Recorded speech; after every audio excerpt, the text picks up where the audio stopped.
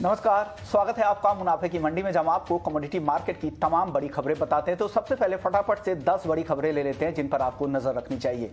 Gold की अगर बात करें तो डॉलर में जिस तरह की रैली दिख रही है उसका यहां पर दबाव दिख रहा है। चांदी, चीन में इंडस्ट्रियल मांग घटने की चिंता हावी हुई है। कल तेज गिरावट दिखी, आज हल्की रिकवरी की यहां पर कोशिश हो रही है। 59,000 के आसपास एमसीएक्स प्रभाव है। क्रूड, हालांकि आज की तेजी है, लेकिन ओपेक ने 2022 के लिए ग्लोबल डिमांड का अनुमान है वो कम कर दिया है। नेचुरल गैस स्टॉक कम है और सप्लाई की दिक्कतें बरकरार है। कॉपर, ग्लोबल ग्रोथ की चिंता से यहां पर दबाव है। वहीं जिंक, चीन के सेंट्रल बैंक ने लिक्विडिटी बढ़ाने के संकेत दिए, यानी राहत वहां से मिल सकती है चीन में। एल्युमिनियम, चीन में लॉकडाउन, जिस तरह से एक्सटेंडेड लॉकडाउन है वो एक चिंता का विषय है। अब बात कर लेते हैं कुछ एग्री मार्केट की। तो मेंथा तेल, जहां पर नई फसलों की कटाई में देरी हुई है। कॉटन आज फिर से एमसीएक्स पर रिकॉर्ड ऊंचाई पर पहुंच गया। हल्दी, नई फसलों की जो आवक है उसमें कमी आई है। जीरे को लेकर भी खबर यह है कि कम उत्पादन रह सकता है। वहीं धनिया, यहां भी कम उत्पादन का अनुमान है, लेकिन एक्सपोर्ट अभी भी स्टेडी है। वहीं कैस्टर, कम उत्पादन अनुमान और सप्लाई में कमी। तो ये कुछ बड़ी खबरें जिन पर आपको नजर रखनी चाहिए। लेकिन सबसे पहले बात कच्चे तेल की। जिस तरह की तेजी यहां पर वापस से लौट आई है, क्या लग रहा है? क्या नई तेजी की तैयारी है, या ओपेक का जिस तरह का अनुमान है कि 2022 में उत्पादन, ग्लोबल डिमांड कम रह सकता है, क्या फैक्टर सबसे ज्यादा काम करेंगे?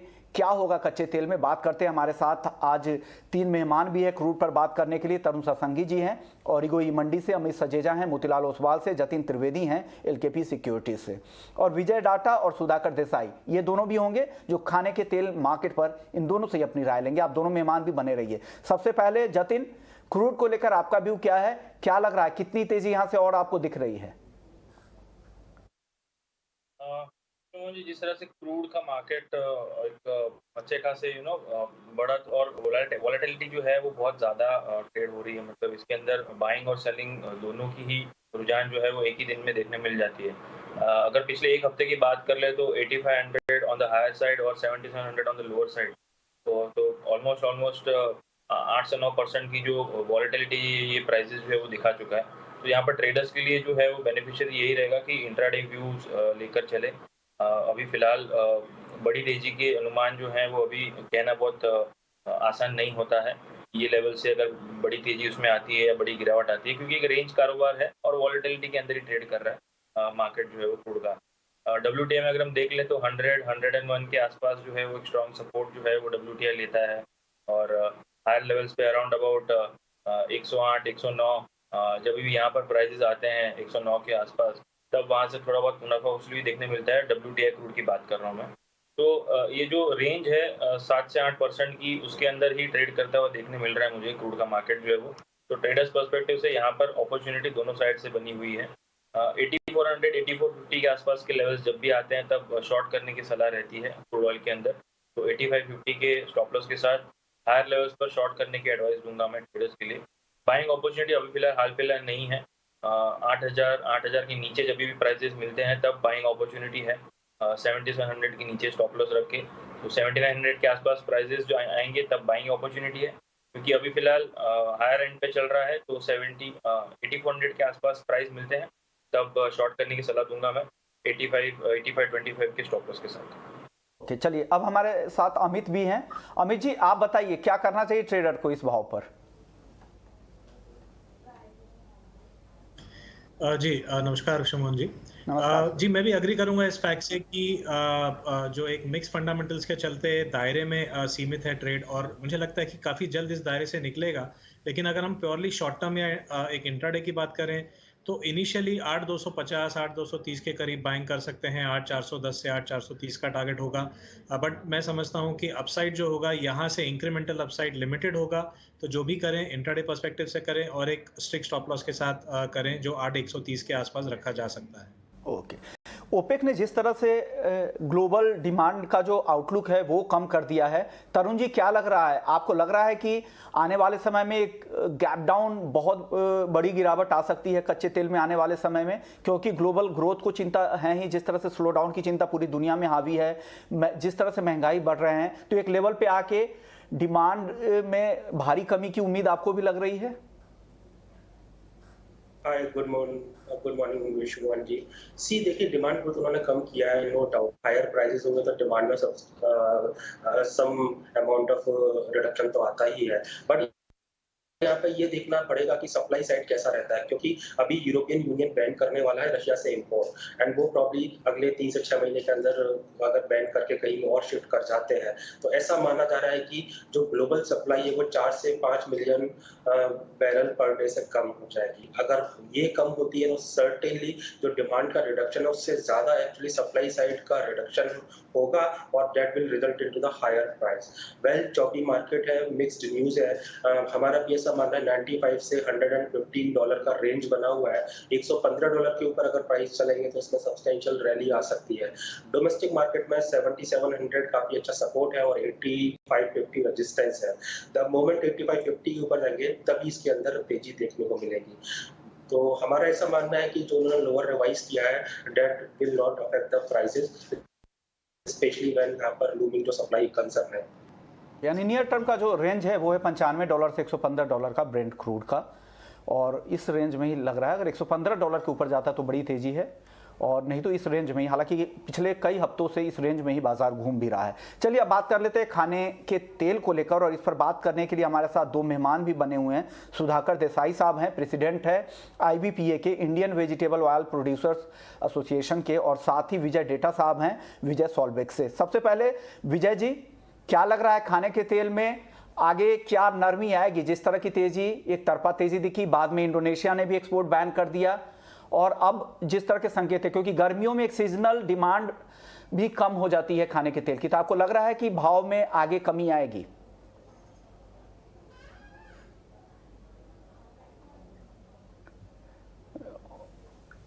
ओके, सुधाकर जी, यही सवाल सर आपसे होगा। अभी आप ग्लोबल ऑयल कॉन्फ्रेंस से दुबई से आए हैं, क्या लग रहा है वहां पर, किस तरह से सेंस मिल रहे हैं? ग्लोबल एक्सपर्ट्स भी होंगे, और आपकी भी जो रिसर्च रिपोर्ट आप लोग ने वहां जो फ्लोट की थी वो मैं पढ़ रहा था, तो मंदी के काफी अच्छे ट्रिगर हैं, क्योंकि जिस तरह से सरकार की सख्ती लगातार है महंगाई को लेकर, ऊपर के भाव पर मांग भी कम है, वर्किंग कैपिटल की दिक्कतें हैं, भारत में खपत भी कम हो रहे हैं, चीन का इंपोर्ट कम हुआ है, ये तमाम ऐसे फैक्टर्स हैं। क्या लग रहा है आने वाले हफ्तों में, मई के लास्ट से लेकर जून जुलाई तक दाम तेजी से घटेंगे खाने के तेल के? हाँ जी, थैंक यू विश्वमोहन जी। जैसे आपने सुना है कि पूरा दुनिया के सबसे सारी कंट्रीज से प्लेयर्स बड़े बड़े आए थे। कंक्लूजन्स में समरी में 4-5 पॉइंट में आपको बता दूं कि एक तो इन्फ्लेशन और volatility is a big issue all over the world, including in the western developed countries. Number 2, palm oil supplies, जो इंडोनेशिया का जो बैन है वो तो चलिए इस महीने में तो लिफ्ट करना ही पड़ेगा। इसी के कारण $200-300 ऑलरेडी मार्केट लास्ट वीक में गिरा भी है, और बैन खुलने के बाद भी बैन अगर 23rd 25th को बोल रहे खुलेगा, लेकिन तब तक मलेशिया का स्टॉक्स थोड़ा टाइट हो जाएगा। लेकिन आप जैसे बोल रहे जून जुलाई में नहीं, बट अगस्त में पाम का supplies both Indonesia Malaysia put together थोड़ा लास्ट ईयर से ज्यादा होने लगेंगे। तो प्रेशर पॉइंट ऐसा लगता है कि पाम से आएगा अगस्त में। एंड सारे लोगों ने ये बात किया कि हाई प्राइसेस में कंजम्पशन ड्रॉप है, तो इंडिया में कम से कम 12% पिछले 2 साल में कंजम्पशन डाउन हुआ है, कंजम्पशन का ड्रॉप हुआ है। चाइना में भी अभी तक 12% का कंजम्पशन ड्रॉप हुआ है instead of growth. So it is a big thing. Instead of normal 10-12% growth, actually there has been a negative growth. जहां तक कि कच्चे तेल आप जो बात कर रहे थे, जो एक्सेस सप्लाई है एडिबल ऑयल के अंदर, वो बायोफ्यूल का जो हो रहा है प्रोग्राम, जैसे अभी इंडिया का अगर 15 मिलियन का इंपोर्ट है, तो ग्लोबली करीब करीब 40 मिलियन टन्स जो है वो बायोफ्यूल में जाता है, जिसमें लीडिंग है यूएसए, जिसमें 4 मिलियन टन जाता है बायोफ्यूल के अंदर, Brazil 4 million, and European union 5 million, Indonesia तो आपको पता ही है 8 मिलियन टन्स वो लोग बायोफ्यूल में यूज कर रहे हैं। तो कच्चे तेल का जो दाम है और बायोफ्यूल का जो मैंडेट रिडक्शन है, और ये सब थोड़ा लिंक्ड सब्जेक्ट है। जो पहले वाला पैनल कच्चे तेल के और एडिबल ऑयल का, थोड़ा globally somewhere there is a common connection. And जहाँ तक कि आज का रूमर्स बहुत है, जैसे इंडिया का ड्यूटी थोड़ा कम करने का रूमर है, तो मैं चाहता हूँ कि वो रूमर बंद होना चाहिए और क्लैरिफाई होना चाहिए। इंडोनेशिया का रूमर चल रहा है कि बैन हटाएंगे वो लोग, लेकिन $100 का ड्यूटी हाँ डालेंगे। हाँ, जी जी ये भी बहुत ही कंफ्यूजिंग वाला जी जी स्टेटमेंट है। सो जी। क्लैरिटी आने तक हमको वेट करना पड़ेगा। और एक पॉइंट मैं खाली ये बता दूं कि सनऑइल बताइए का बताइए। प्रॉब्लम थोड़ा सॉल्व होने लगता है, क्योंकि रशिया और अर्जेंटीना मिला के जो इंडिया का जो यूजुअल मंथली डिमांड था, उसका 60% वहां से मीट अप हो जाएगा, ऐसा लग रहा है। तो ये समरी मैं आपको आज बता सकता हूँ। ओके, चलिए विजय सॉल्वेक्स साहब भी हैं हमारे साथ, सॉरी विजय डाटा साहब हैं, विजय सॉल्वेक्स के एमडी हैं। सर स्वागत है आपका। सर आपको क्या लग रहा है, आपको लग रहा है कि आने वाले हफ्तों में या अगले महीने से दाम कम होंगे खाने के तेल के? जी बिल्कुल विश्वमोहन जी, ऐसा लग रहा है कि ज्यादातर तेलों के भाव पीक हो चुके हैं और अब भाव घटने की तरफ ही है। इंडोनेशिया काफी बड़े स्टॉक्स लेकर बैठा हुआ है और उनको भी एक्सपोर्ट्स खोलनी पड़ेंगे। 15-20 रोज से उनके यहाँ से एक्सपोर्ट्स नहीं हो रहे हैं, टंकियां भरती जा रही हैं और लगभग ऐसी स्थिति आ रही है कि उनके पास तेल रखने के लिए जगह नहीं बनेगी और पाम फ्रूट है वो क्या करेंगे, इसलिए उनको एक्सपोर्ट खोलना ही होगा। दूसरी तरफ रशिया से भी काफी अच्छी पॉजिटिव न्यूज है, उनसे भी काफी तेल आने की संभावना बन रही है। इन बातों को देखते हुए ऐसा ही लग रहा है कि बाजारों में तेजी की बात लगभग खत्म हो चुकी है और मंदे की तरफ ही बाजार चलेगा। सर मस्टर्ड का आपका बढ़िया काफी कारोबार है, क्या लग रहा है मस्टर्ड को लेकर क्या स्थिति है? क्या मस्टर्ड के दाम आगे नीचे आएंगे? क्योंकि कई सारे ऐसे कॉलर्स होते हैं हमारे पास, उनके कॉल्स आते रहते हैं और मस्टर्ड को लेकर जिनके पास किसान भी हैं, ट्रेडर भी है, स्टॉकिस्ट है, उनको क्या सलाह दे रहे हैं? क्या लग रहा है मस्टर्ड का आउटलुक आपको? देखिए विश्वमोहन जी, मस्टर्ड का जहां तक सवाल है, इस साल पैदावार करीब 25-30% बढ़ गई है। 30-25 लाख टन पैदावार बढ़ गई है लास्ट ईयर के मुकाबले। बिल्कुल बिल्कुल भी हो सकती है, लेकिन सर सप्लाई भी काफी कम है बाकी तेलों की वजह से ही। और उसी की वजह से क्या हुआ है, 6 महीने पहले सरसों तेल सभी तेलों से महंगा था, ग्राउंडनट से, सोया से, कॉटन से और आपके पाम ऑयल से, और आज चारों तेलों से सस्ता है इसी वजह से क्योंकि इसकी क्रॉप बहुत अच्छी है। और अगर विदेशी बाजार और घटते हैं तो मस्टर्ड ऑयल को बढ़ने में भी देर लगेगी। अभी मस्टर्ड ऑयल जितना एक्सेस ज्यादा है उसकी कंजम्पशन जब तक नहीं हो जाएगी इसमें तेजी नहीं आएगी। एक बात और बता दूं, पिछले करीब 1.5 साल जब तक लॉकडाउन रहा तब तक सरसों तेल की खपत बहुत बढ़ी थी, क्योंकि लोग बाग लॉकडाउन में घर में तेल रखते थे तो सरसों का तेल ज्यादा यूज करते थे। और जब से बाहर में होरेका और सेगमेंट में कंजम्पशन बढ़ा है तो उसमें पामोलिन और सोया तेल का कंजम्पशन बढ़ा है और मस्टर्ड का कंजम्पशन होटल रेस्टोरेंट वगैरह में और कॉन्फ्रेंसेज में, शादी ब्याहों में कम होता है। इसलिए सरसों तेल का कंजम्पशन उतना नहीं बढ़ पा रहा है कच्ची घानी का जितना बढ़ना चाहिए था पैदावार को देख करके और नीचे भाव को देख करके भी। इसलिए अभी थोड़ा दिन रुकना पड़ेगा सरसों में तेल के लिए। और कुछ तेल रिफाइन भी हो रहा है, कुछ रिफाइन हो जाएगा तो कुछ चांस बनता है, धीरे धीरे करके जुलाई ऑनवर्ड जाते सरसों में तेजी आ सकती है। ओके, और चलिए अब एक बार सुधाकर देसाई आपसे भी एक सवाल ये भी होगा, घरेलू बाजार में जिस तरह की उत्पादन की स्थिति है पूरी तरह से इंपोर्ट पे डिपेंड है, ऐसे में क्या लग रहा है कैसे यहाँ उत्पादन बढ़ाया जाए और आप लोग IBPA की तरफ से आप लोगों की पहल क्या है? देखिए जरूर करना चाहिए। पाम ऑयल मिशन में $1.5 बिलियन का जो बजटरी एलोकेशन किया है उसमें तो 5-6 साल लगेगा, क्योंकि उसका क्रॉप जेस्टेशन ही 5 साल है। लेकिन जो 90 डेज या 6 महीने के अंदर 5-6 महीने के अंदर जो रिवॉर्ड मिल सकता है कि वो है ग्राउंडनट और मस्टर्ड और सनफ्लावर और सोयाबीन क्रॉप, जिसमें अपना एक ही ऐसा एग्रीकल्चर प्रोड्यूसर है जिसमें मील एक्सपोर्ट्स जा सकता है कहीं नॉन जीएमओ बन के एशिया की तरफ। तो ये 4 क्रॉप्स में अगर ध्यान देंगे, थोड़ा बहुत प्राइस के हिसाब से देखेंगे तो फार्मर को वो ट्रिगर मिल चुका है ऑलरेडी। इसीलिए सोया और मस्टर्ड में दोनों मिला के करीब 23-25% का ग्रोथ एक साल में हो चुका है एक्चुअली।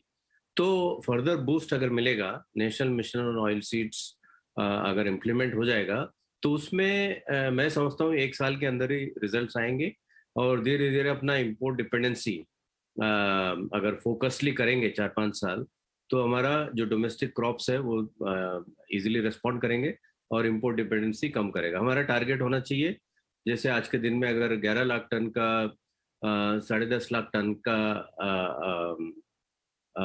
अगर अपना प्रोडक्शन है तो डोमेस्टिक, तो उसको हम इजीली 70-80% ग्रोथ उसमें देखना चाहिए।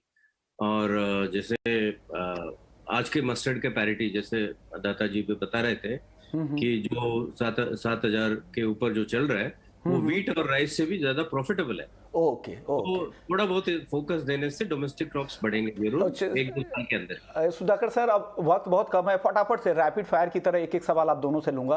अब विजय सर, आप लोगों ने क्या दाम घटाए हैं क्या रिटेल कस्टमर्स के लिए हाँ इस हफ्ते में? विष्णु जी, देखिए बात यह है कि पैरिटी के हिसाब से ही दाम चलते हैं और डिमांड के हिसाब से भाव चलते हैं। सरसों तेल के दाम पीक से करीब 30 रुपए किलो डाउन है इस समय। जो पिछले 6 महीने पहले जो पीक था उस समय से, उससे काफी पहले ही डाउन है। अभी इसमें घटने के लिए बहुत कुछ अब संभावना कम है, क्योंकि किसान बेचता नहीं है, सरसों लाता नहीं है मंडियों में। Okay okay. आईबीपीए की तरफ से सुधाकर जी, आप लोगों को ऐसे कुछ डेटा आ रहे हैं जो भी आपके मेंबर्स वगैरह है, क्या वहां पे दाम कम हो रहे हैं? क्योंकि सरकारी रिपोर्ट के हिसाब से देख रहे हैं, कंज्यूमर मिनिस्ट्री की साइट पर जो रिटेल के जो नंबर हैं उसमें 3-4% कम लग रहे हैं दाम। क्या वाकई ग्राउंड पे रिटेल में दाम 3-4% कम हुए हैं? मैं इसलिए बोलता हूँ कि ये एक्चुअली 3-4% तो कम हो गया पिछले 10 दिन में, लेकिन प्रॉब्लम ये है कि पिछले 10 दिन से 1 हफ्ते से डाउनस्ट्रीम सेल बहुत ही कम है। क्यों कम है? क्योंकि ड्यूटी रूमर चल रहा है कि इंडिया ड्यूटी घटाएगा। तो डोमेस्टिक डिस्ट्रीब्यूशन चैनल जो सप्लाई चेन है उसको हम एक्चुअली फिलअप करके रखना चाहिए इस वक्त अनसर्टनिटीज के कारण। लेकिन ये जो ड्यूटी रूमर आया है इसलिए डीलर और डिस्ट्रीब्यूटर जो पुराने कॉन्ट्रैक्ट्स है खाली वो लिफ्ट कर रहे हैं, और फ्रेश सौदा जो कम दाम का जो फ्रेश सौदा है अभी तक पिछले 10 दिन से बहुत ही कम चला है, बिजनेस नहीं हो पा रहा है। जी जी, शुक्रिया सुधाकर सर आपका, विजय सर आपका, आप लोगों ने वक्त निकाला और तमाम फंडामेंटल्स पर चर्चा भी की और दाम को लेकर भी क्या अनुमान है आगे वो भी एक अनुमान आपने हमारे दर्शकों के साथ शेयर की। चलिए आगे बढ़ते हैं और वायदा बाजार में कुछ और काउंटर्स पर नजर डाल लेते हैं। गोल्ड और सिल्वर की बात जरूर करेंगे क्योंकि जिस तरह की गिरावट अब यहां दिख रही है इंडस्ट्रियल मेटल में गिरावट के साथ चांदी बहुत ज्यादा गिर गई थी कल, आज हल्की रिकवरी की कोशिश है। अब जतिन बताइए क्या करे, चांदी में जिस तरह की गिरावट आई है क्या व्यू है? चांदी आप बहुत क्लोजली ट्रैक भी करते हैं और आप सक्सेसफुल ट्रेड भी दिए हैं इससे पहले, बताइए।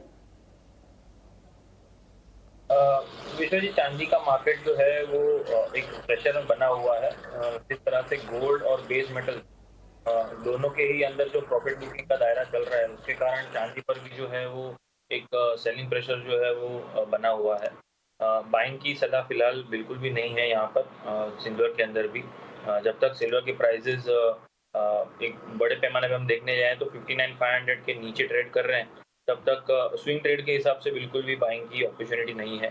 सेल ऑन राइज की स्ट्रैटेजी जो है वो बनाकर रखनी है चांदी के अंदर स्पेशली।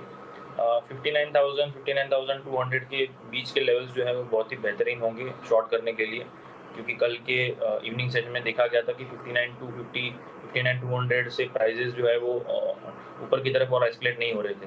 तो ये जो है वो एक अच्छा लेवल हो जाएगा इंट्राडे ट्रेडर्स के लिए शॉर्ट करने के लिए। लोअर लेवल्स पर 58,500 के टारगेट के लिए 58,750 के स्टॉप लॉस के साथ सेल ऑन राइज की स्ट्रैटेजी बनाकर रखें सिल्वर के अंदर।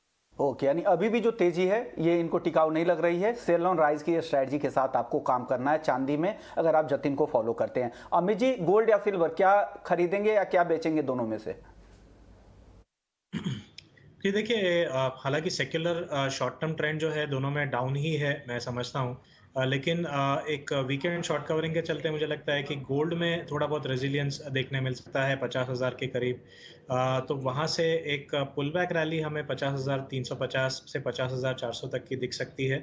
काउंटर मूव के लिए खेला जा सकता है 150 से 200 पॉइंट के स्टॉप के साथ में, लेकिन स्टॉप लॉस जरूर रखिए क्योंकि ये ट्रेंड के अगेंस्ट है और मैं एक प्योरली इंट्राडे पर्सपेक्टिव से बाइंग की सलाह देना चाहूँगा। अगर आपको बाई करना भी है तो इंट्राडे के लिए है, इसलिए आप लोअर लेवल पे बाइंग दे रहे हैं, लेकिन इंट्राडे की जिस पोजीशन है उसको कैरी नहीं कीजिएगा गोल्ड और सिल्वर के पोजीशन को। बेस मेटल्स में से कोई टॉप पिक आपके पास है क्या आज अमित? जी मेरे ख्याल से कॉपर में अगेन एक शॉर्ट कवरिंग का मूव दिखाई दे सकता है, लेकिन हालांकि बहुत बड़ा मूव नहीं होगा। 751 से 752 तक का हो सकता है। तो मैं समझता हूं कि जो भी डिप मिले 744 743 वहां पर इनिशिएट कर सकते हैं। एक इमीडिएट स्विफ्ट मूव आपको 751 तक मिल सकता है। तो बाइंग ऑन डिप की सलाह इंट्राडे बेसिस के लिए कॉपर में होगी। जतिन, आपकी तरफ से बेस मेटल में कोई टॉपिक? एल्यूमिनियम के प्राइस कल के शाम के सत्र में अच्छे खासे बढ़त के साथ ट्रेड करने देखने मिले थे। शॉर्ट कवरिंग रैली जो है कल शाम को अच्छी खासी देखने मिली थी एल्यूमिनियम प्राइसेस के अंदर। आज के दिन भी अगर हम देखने जाएंगे तो एल्यूमिनियम जो है वो आउट परफॉर्म कर रहा है सभी बेस मेटल को इंट्राडे पर्पस से। तो एल्यूमिनियम के अंदर टॉपिक रहेगी इंट्राडे पर्पस 233, 232, 250 के आसपास बाय कीजिए। 231 के नीचे स्टॉप लॉस लगाइए और हायर साइड में 235, 236 के टारगेट्स के लिए एल्यूमिनियम के अंदर बाय कॉल रिकमेंडेशन रहेगी। चलिए अब एग्री मार्केट की चाल पर नजर डाले थे। कॉटन लगातार एमसीएक्स पर रिकॉर्ड ऊंचाई बनाता जा रहा है। अब 49,270 की नई ऊंचाई तक एमसीएक्स पर पहुंच गया है। तरुण जी, कॉटन में क्या हो रहा है? ये अगले हफ्ते 17 मई को एक अहम बैठक भी है, टेक्सटाइल मिनिस्टर करने वाले हैं उस बैठक को, सारे तमाम स्टेक होल्डर्स उसमें होंगे और जिस तरह से मिलों को दिक्कत हो रही, क्या लग रहा है, क्या आउटलुक है और तेजी आपको दिख रही है कॉटन में यहाँ से?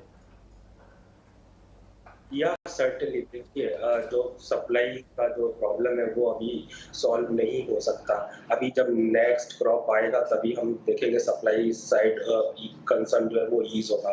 यूएस में भी क्रॉप जब आता है, जब इंडिया में आता है, तो अल्टीमेटली 4 से 5 महीने अभी और है, हमको जो सिचुएशन फेस करनी पड़ेगी।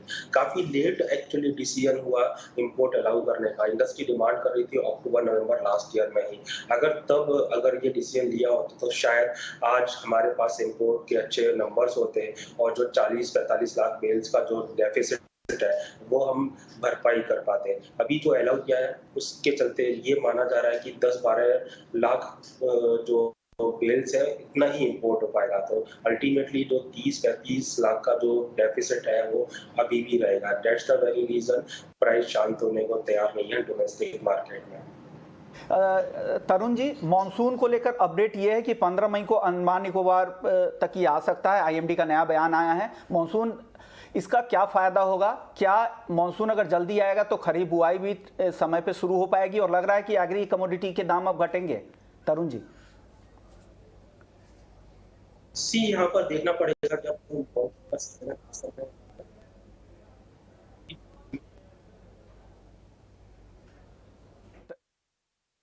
होगा। First half would be normal and second half of the monsoon would be quite volatile. तो अल्टीमेटली सोइंग अर्ली हो सकता है एंड जो क्रॉप का प्रोग्रेस है in first half of the monsoon season अच्छा हो सकता है, बट सेकंड हाफ सिचुएशन देखने को कंसर्निंग सिचुएशन रहेगी क्योंकि वॉलेटिलिटी रहेगी। इसी वजह से क्रॉप एडवाइजरी भी काफी एक्टिवली जो वेदर एजेंसीज है और अदर एग्री एजेंसीज है वो अपने कस्टमर को, फार्मर्स को दे रही है। तो too early to take a call, but ये है कि या ऑनसेट अर्ली होना will result into early planting. Okay, शुक्रिया तरुण जी आपका, जतिन आपका, अमित आपका। आप लोगों ने वक्त निकाला और पूरा कमोडिटी मार्केट का आउटलुक बताया, बेहतरीन ट्रेडिंग कॉल्स भी दिए।